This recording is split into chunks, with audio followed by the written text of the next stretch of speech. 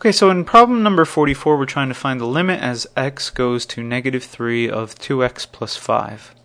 We do our direct substitution.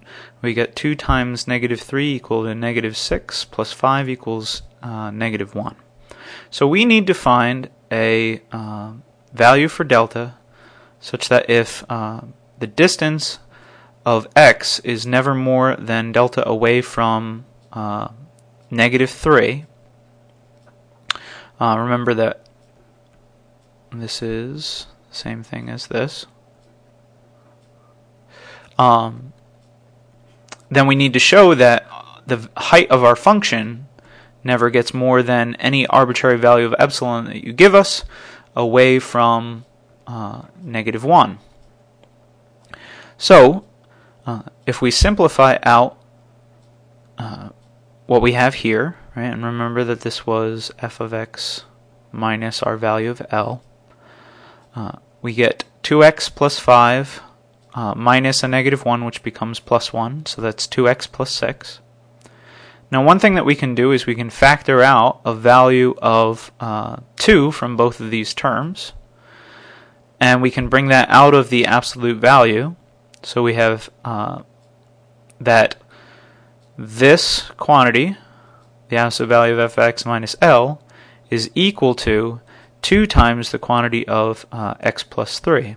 Now remember that x plus 3 we have control over, right? That's our that's the width of our box. That's delta. Or it is, less than delta. So if we want this to be less than epsilon, all we have to do is choose a value of epsilon that's equal to, a value of delta that's equal to half of that epsilon value. And that will make every value of the function be no more than a value of epsilon away from L. So for example, if I had, so I claim that my limit point is 3, -1.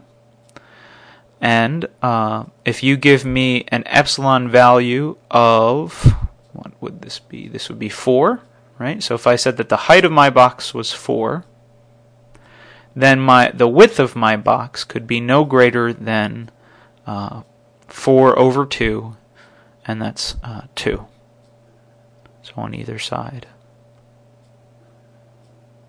So L plus epsilon would be -1 plus 4, which is 3, and L minus epsilon would be -1 minus 4, which is -5.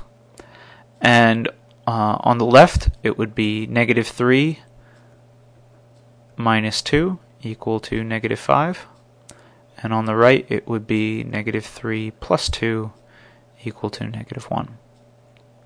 And then if you gave me smaller values of epsilon, like epsilon equal to 1, right, above, let me draw that like this, and below, then the biggest value that I could have for, let me erase some of this so it looks a little bit neater. The biggest value that I could have for delta would be 1/2.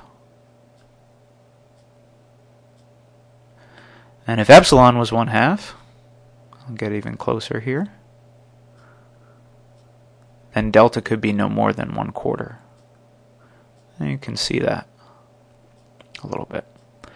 And we, as the epsilon value keeps getting smaller and smaller and smaller, we keep approaching the same small limit point. That's number 44. Next time we'll do number 47.